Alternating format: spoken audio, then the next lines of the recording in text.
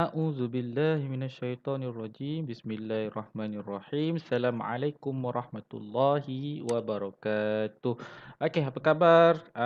Dah 2 minggu kita bercuti. Okey, dah lama kita tak berjumpa. Jadi hari ini kita akan sambung sesi pembelajaran kita iaitu akhlak tahun 2, tajuk adab belajar. Jadi sebelum kita meneruskan lagi pembelajaran kita pada hari ini, mari kita sama-sama baca doa sebelum kita memulakan pelajaran bersama dengan surah Al-Fatihah. Al-Fatihah. A'udzubillahi minasyaitonirrajim. Bismillahirrahmanirrahim. Alhamdulillahirabbil alamin. Ar-Rahmanir-Rahim. Maliki yaumiddin. Iyyaka na'budu wa iyyaka nasta'in. Ihdinas siratal mustaqim siratal ladzina an'amta 'alaihim ghairil maghdubi 'alaihim waladdallin. Amin amin ya rabbal alamin. Bismillahirrahmanirrahim. Allahumma iftah 'alaina hikmataka wanshur 'alaina min khazaini rahmatika ya arhamar rahimin. Rabbi shrah li sadri wa yassir li amri wahlul 'uqdatam bil lisani yafqahu qawli. Rabbana yassir wa la tu'assir. Rabbana tammim bil khair wa la hawla wa la quwwata illa billahil aliyyul azim. Alright. Jadi jadi setelah 2 minggu kita bercuti di rumah, Ustaz harap anak-anak semuanya berada dalam keadaan yang sihat, waktu cuti tak keluar tanpa ada keperluan dan menjaga kebersihan, menjaga SOP yang telah ditetapkan oleh kerajaan. Jadi pada hari ini kita akan mengulang kaji ataupun mempelajari tajuk yang baru dalam subjek akhlak iaitu adab belajar. Jadi pada akhir pembelajaran dalam tajuk ini kita akan dapat menyatakan adab-adab ketika belajar, membaca dan menghafaz doa sebelum belajar, membaca dan menghafaz doa selepas belajar, menyatakan fadilat beradab ketika belajar, menyebut akibat tidak beradab ketika belajar. Okey, sebenarnya tajuk ni kita dah belajar dah sebenarnya. Kita nak ulang kaji je. Sebab dah 2 minggu kita bercuti. So, Ustaz pilih tajuk ni sebagai tajuk yang pertama selepas cuti sekolah untuk mengingatkan anak-anak semua tentang apa itu adab ketika belajar. Walaupun kita belajar dalam keadaan situasi yang baru, kita belajar di rumah masing-masing. Dalam hal ini, dalam kelas pada kali ini, kita belajar melalui video rakaman. Jadi, ada juga adab-adab pembelajaran yang perlu kita patuhi. Okey, kita membaca dan menghafaz doa sebelum belajar. Okey, macam biasa, sebelum belajar dan selepas kita habis sesi pembelajaran, ada doa dia yang kita kena baca. Cuma untuk doa selepas pembelajaran, kita tak bacalah doa yang macam dalam buku ni, kita just baca tasbih kafarah dan surah Al-Asr. Okey, nanti tak apa, kita tengok sama-sama doa apa doa selepas habis pelajaran. Okey, jadi kita tengok yang pertama, muka surat 30. Baca dan faham adab-adab ketika belajar. Jadi apa adab yang perlu kita buat untuk sebelum kita memulai sesi pembelajaran. Kenapa kita perlu beradab apa semua, kita akan sama-sama belajar dalam tajuk ini. Okey, jadi yang pertama, membaca doa sebelum belajar. Doa sebelum belajar yang tadi kita baca sama-sama. Allahumma ftah alaina hikmataka wansur alaina min khazaini rahmatika ya arhamar rahimin. Rabbi shrah li sadri wa yassir li amri wahlul 'uqdatam bil lisani yafqahu qawli. Kenapa kita perlu baca doa sebelum belajar? Sebab kita nak minta bantuan daripada Allah Subhanahu Wa Taala bagi memudahkan proses sesi pembelajaran kita, bagi memudahkan proses pemahaman kita, bagi memudahkan proses tumpuan kita dan bagi memudahkan proses kita mencerna apa yang telah disampaikan oleh guru-guru yang sedang mengajar. Yang kedua, memberi tumpuan ketika guru mengajar.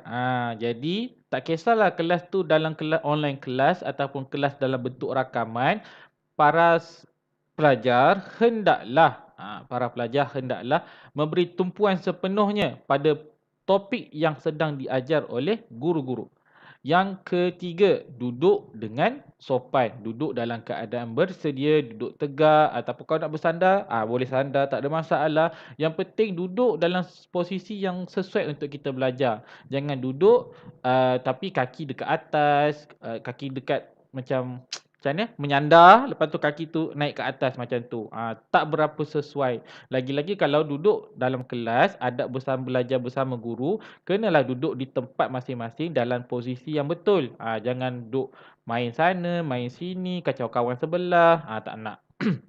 So, duduk dengan sopan. Yang keempat, tidak berbual-bual ketika guru sedang mengajar. Okey, jadi kenapa tak boleh berbual-bual semasa guru sedang mengajar? Sebab kita yang pertama, kita nak fokus apa yang cikgu sedang ajar. Yang kedua, kita tak nak kacau kawan kita yang sedang fokus belajar. Yang ketiga ni sebab kita nak pastikan kita dengar apa yang cikgu cakap. Kalau nak berbual untuk berbual dengan berbincang lain. Kalau kita nak berbincang dengan kawan sebelah, tak ada masalah. Tak ada cikgu pun yang marah kalau anak-anak nak berbincang dalam kelas. Tapi kalau berbual-bual, berborak pasal benda yang tak ada kaitan dengan pembelajaran, itu memang tak ada adab lah. Maaf Ustaz kata memang kurang adab dalam kelas. Ah, Kalaulah dalam kelas tu cikgu kata, okey, ini free time. Boleh borak-borak, tak ada masalah. Tapi dalam keadaan suara yang terkawal, itu nak berbual-bual dengan kawan pun tak ada, yang tu tak ada masalah lah. Jadi masalah waktu dalam kelas tengah belajar, tiba-tiba nak berbual-bual lah. Semalam kau tengok cerita kartun apa? Semalam kau makan apa? Pagi tadi kau makan apa? Yang tu bukanlah satu adab yang kita perlu buat dalam kelas. Itu bukan adab. Ah, Okey, yang kelima, taat dan patuh arahan guru. Okey, kalau guru minta awak bacakan ayat, bacakan. Kalau cikgu suruh hafal ayat, hafal ayat. Kalau cikgu suruh buat latihan, buat latihan. Okey, kalau macam ustaz sendiri, ustaz tak suka sebenarnya bagi kamu latihan untuk kamu bawa balik rumah. Ustaz faham, untuk subjek yang lain pun kamu ada banyak kerja sekolah. Jadi, kalau macam subjek ustaz, ustaz lagi prefer kalau kamu buat latihan tu masa dalam kelas ustaz. Okey, macam sekarang ni kelas video rakaman ustaz. Ada masa lagi untuk kamu buat latihan dalam kelas ustaz, tak perlu untuk kamu buat latihan ustaz dalam kelas lain. Setiap kali masa ustaz nak buat latihan dalam masa ustaz tak ada masalah. Ustaz akan bagi masa untuk buat latihan. Tapi kalau waktu tengah mengajar, elakkan daripada buat kerja lain selain mendengar dan menulis nota yang ustaz bagi. Yang terakhir, meminta izin guru sekiranya ada keperluan untuk keluar kelas. Jadi kalau nak keluar kelas, kena minta kebenaran. Jangan terus keluar. Tak ada adab. Kurang adabnya tu. Okey.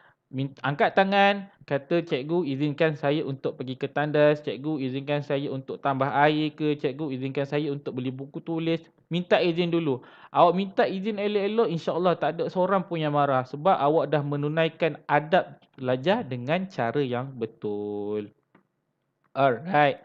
Okey, jadi ada 2, 4, 6 adab-adab ketika belajar. Okey, ada 6 adab-adab ketika belajar dan alhamdulillah ustaz rasa ramai daripada anak-anak semua telah mempraktikkan adab-adab ni dalam kelas. Mungkin ada yang dah buat 6, mungkin ada yang baru buat 5, mungkin ada yang baru buat 4. Apa-apa pun tahniah sebab berjaya buat. Kemudian sentiasa improve diri kamu untuk mengamalkan kesemua adab ketika belajar. Okey, dia muka surat seterusnya. Okey, ni doa sebelum belajar seperti yang dinyatakan di dalam buku teks. Tapi kita baca yang Allah Taala inilah. Tapi yang ini dalam buku teks ni versi lain sikit. Tak ada masalah nak amalkan dua-dua boleh, nak amalkan salah satu pun boleh. Cuma kita baca yang doa sebelum belajar daripada buku teks silibus Jaiz dahulu. Rabbi zidni ilman warzuqni fahman, Rabbi shrah li sadri wa yassir li amri wahlul 'uqdatam min lisani yafqahu qawli. Allahumma ahrijni min zulumatil wahmi wa akrimni bidunril fahmi waftah li bi ma'rifatil ilmi wa nawwir qalbi kama nawwarta syamsa wal qamara wa sahhil li abwaab fadlik ya arhamar rahimin. Agak panjang tapi sebenarnya perkataan-perkataan tu yang kita dah biasa dengar je. Okey, apa maksud doa ni? Wahai Tuhanku, tambahkan ilmuku dan luaskan kefahamanku. Wahai Tuhanku, lapangkanlah dadaku dan mudahkanlah bagiku akan urusanku dan lepaskanlah kebekuan lidahku supaya mereka faham akan perkataanku. Jadi dua baris pertama doa ni memohon untuk dipermudahkan urusan pembelajaran kita untuk kita faham dan melembutkan lidah kita untuk kita mudah menerangkan sekiranya kita nak terangkan apa yang kita tak faham ataupun kita nak terangkan apa yang kita dah faham. Okey, kita tengok baris yang ketiga doa. Ya Allah, keluarkanlah daku dari kegelapan ragu dan muliakan daku dengan cahaya kefahaman dan bukakan daku dengan pengetahuan ilmu dan terangkanlah hatiku sebagaimana engkau menerangkan matahari dan bulan dan mudahkan bagiku pintu kurniaanmu wahai Tuhan yang Maha Pengasih.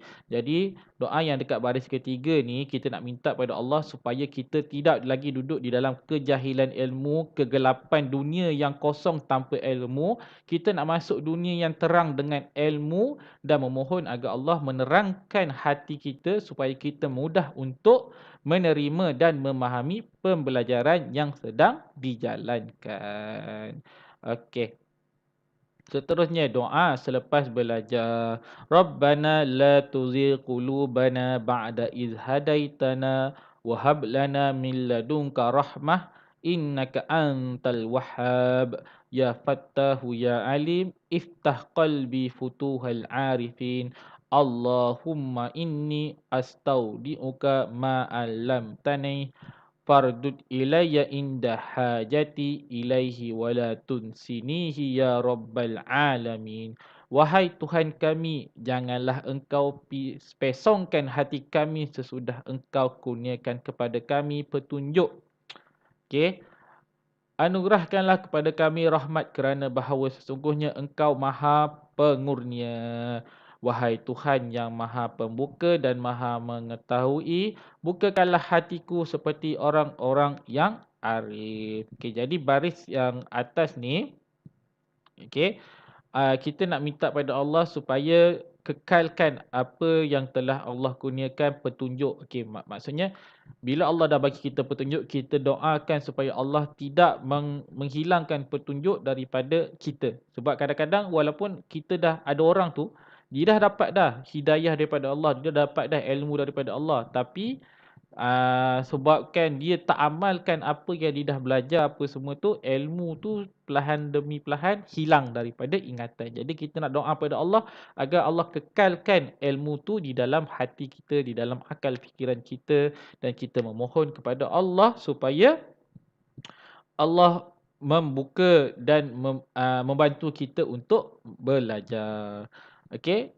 Wahai Tuhan, sesungguhnya aku mempertaruhkan kepada Engkau apa yang telah Engkau ajarkan kepadaku. Kembalikanlah iaitu ilmu kepadaku ketika aku berhajat kepadanya dan janganlah Engkau lupakan aku akannya, wahai pentadbir sekalian alam. Jadi kenapa kita nak baca doa ni? Supaya kita tak lupa apa yang kita dah belajar ataupun kita ingat sepanjang masa tapi bila masa kita perlu untuk amalkan ilmu tu kita tak ingat. Jadi sebab tu doa ini diajarkan supaya kita sentiasa berdoa kepada Allah untuk kita tidak mudah lupa apa yang kita dah belajar. Alright. Okay. Jadi apa itu kelebihan fadilah? Apa itu kelebihan kalau kita beradab ketika belajar? Yang pertama, membentuk pribadi dan akhlak yang mulia, jadi anak pintar soleh. Yang kedua, memperoleh kejayaan di dunia dan di akhirat. Jadi kalau kamu menjadi seorang yang sangat-sangat beradab di dunia, insya-Allah kamu akan menjadi orang yang berjaya di dunia dan di akhirat kelak. Yang ketiga, ilmu yang dipelajari diberkati oleh Allah. Nescaya kalau kamu belajar dalam keadaan yang beradab, Allah akan memberkati proses. Sepanjang proses kamu belajar tu, Allah akan kurniakan kamu ganjaran pahala. Yang keempat, kamu mudah ingat dan faham pengajaran guru. Jadi kalau kamu dah ikut step by step, apa itu adab belajar dalam kelas, insya-Allah proses pemahaman tu akan berjalan dengan lebih lancar. Yang penting kamu kena cuba beradab dan fokus di dalam kelas. Yang kelima, mendapat keberkatan ilmu daripada guru. Jadi kalau kamu dah buat baik dengan cikgu, kalau kamu dah buat baik dengan cikgu, dengan teacher, dengan ustaz, agak-agak teacher dengan ustaz tu sayang kamu tak? Okey, dan bila teacher dah sayang kamu, insya-Allah proses pembelajaran bersama guru tersebut akan jadi lebih mudah daripada orang lain. Okey, jadi jadilah pelajar yang beradab, jadilah pelajar yang baik, jadilah pelajar yang sopan supaya kamu supaya kamu disayangi oleh guru dan tidak langsung memberkati usaha kamu ketika kamu sedang belajar. Jadi kita tengok akibat tidak beradab ketika belajar. Apa kesan buruk sekiranya kamu tidak beradab di dalam proses pembelajaran. Yang pertama, ada 4 kat sini. Yang pertama, tidak disukai oleh kawan-kawan. Kenapa tak disukai oleh kawan-kawan? Sebab bila kamu tak beradab dalam kelas, bila kamu tak beradab dalam proses pembelajaran, kamu akan mengganggu proses pelajaran. Kamu akan ganggu kawan kamu akan ganggu cikgu kamu yang sedang mengajar. Secara tak langsung benda tu dia akan mengakibatkan kawan-kawan kamu tak suka bila kamu ada dalam kelas sebab dia nak belajar susah. Ada kamu dalam kelas tu kamu kuat main, kamu bising, kamu berlari-lari. Jadi agak-agak kawan kamu suka tak awak buat perangai yang macam tu, yang ganggu, yang memang dia datang sekolah niat ni nak belajar, tiba-tiba datang je orang yang tak ada adab dalam kelas ni, dia menyusahkan proses pembelajaran dalam kelas. Jadi elakkan jadi orang yang tidak disukai oleh kawan-kawan. Yang kedua, tidak disenangi guru. Ini antara perkara yang kita nak elakkan lah. Kalau guru tu tak senang dengan kehadiran pelajar tersebut dalam kelas dia, agak-agak proses kamu nak faham dalam kelas tu mudah ataupun tidak? Mestilah tidak. Okey, sebab kamu dah tak amalkan adab dalam kelas, macam mana cikgu kamu nak sayang kamu? Macam mana kamu nak faham urusan pembelajaran dalam kelas? Faham tak kat situ? Yang ketiga, susah untuk memahami pelajaran. Yang ni memanglah awak dah main sana, main macam tu dalam kelas, lari sana, berlari sini dalam kelas. Apa yang cikgu ajar tu awak boleh tangkap tak? Apa yang cikgu ajar tu awak boleh faham tak? Faham tu, okey, alhamdulillah, bukan tak semua orang boleh faham serta-merta dalam kelas. Tapi kamu boleh ingat tak apa yang cikgu ajar dalam kelas? Kita nak elakkan benda-benda macam tu terjadi, sebab tu kita ajar macam mana adab untuk kita belajar dalam kelas supaya proses kita nak belajar dalam kelas tu menjadi lebih senang dan mudah. Yang terakhir, ilmu tidak diberkati Allah Subhanahu Wa Taala. Kenapa tidak diberkati? Sebab kamu tidak berusaha untuk menjadi pelajar yang beradab. Jadi kalau kamu tak menjadi pelajar yang beradab, kamu menjadi orang yang tidak disenangi rakan, kamu menjadi orang yang tidak disenangi guru. Kalau dah semua orang tak suka kamu, adakah Allah akan suka pada kamu? Fikir-fikirkan sendiri. Okey. Alright. Ustaz rasa itu sahaja untuk sesi pembelajaran pada hari ini. Cuma kita nak ambil sedikit, kita nak tengok satu potong ayat daripada hadis ni untuk sekadar renungan kita. Kita tidak akan mendapat ilmu jika tiada ulama di muka bumi ini. Daripada Abu Darda radhiyallahu anhu, Rasulullah sallallahu alaihi wasallam bersabda, "Innal ulama'a warasatul anbiya." Sesungguhnya ulama adalah pewaris para nabi. Riwayat Abu Daud dan At-Tirmizi. Ingat, walaupun cikgu-cikgu dekat sekolah ni bukan ulama, tapi dia menyampaikan apa yang ulama-ulama cuba sampaikan kepada kamu. Dia meringkaskan apa yang ulama-ulama cuba fahamkan masyarakat secara umumnya. Okey, jadi kalau kamu tak menghormati guru, kamu pun tak menghormati ulama. Kalau kamu tak menghormati ulama, kamu tak menghormati nabi, sebab nabi adalah antara orang yang sangat-sangat sayangkan orang yang berilmu. Jadi kalau kamu nak jadi orang yang disayangi nabi, kamu hendaklah cuba berusaha sedaya upaya untuk menjadi orang yang berilmu. Dan macam mana nak cari orang yang ilmu? Kamu kena menjadi seorang yang beradab di dalam kelas supaya proses pembelajaran, ustaz cakap banyak kali, supaya proses pembelajaran, supaya proses pemahaman kamu dipermudahkan oleh Allah Subhanahu Wa Taala. Jadi, Ustaz harap sedikit sebanyak tajuk pada hari ini dapat membantu kamu untuk menjadi seorang pelajar yang beradab di dalam kelas. Itu sahaja daripada Ustaz. Ustaz harap uh, apa yang kamu dah dengar pada hari ini dapat dijadikan satu pengajaran untuk diri kamu sendiri untuk elakkan diri kamu menjadi pelajar yang tidak beradab dan menjadi pelajar yang beradab di dalam kelas. Aku lu qauli hadza wastaghfirullahalazim wa lakum. Kita tutup kelas kita pada hari ini dengan bacaan tasbih kafarah dan surah Al-Asr. Bismillahirrahmanirrahim. Subhanakallahumma wa bihamdika asyhadu an la ilaha illa anta astaghfiruka wa atubu ilaik. Bismillahirrahmanirrahim. Wal 'ashr innal insana lafi khusr illa allazina amanu wa amilus solihat wa tawasaw bil haqq wa tawasaw bis shawab. Amin ya rabbal alamin. Okey, berjumpa kita lagi dalam kelas pada waktu yang lain. Assalamualaikum warahmatullahi wabarakatuh.